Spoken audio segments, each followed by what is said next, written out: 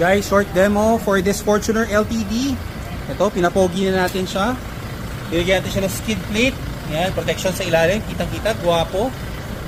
Then ito, nilagyan natin siya yung malakas nating ilaw, projector, LED, para sa mga mahinang ilaw ng Fortuner. Ito, kinabit natin, kita nyo. Ayan o, lakas o, projector.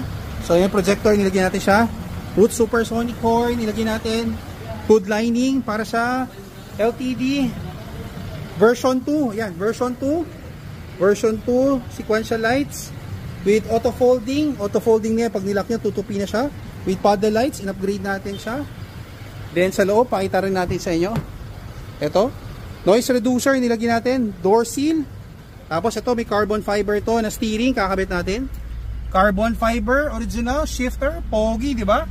Guwapong guwapo. Tapos ito, nilagyan natin Ultra HD camera, front and rear. Yung mga naghahanap ng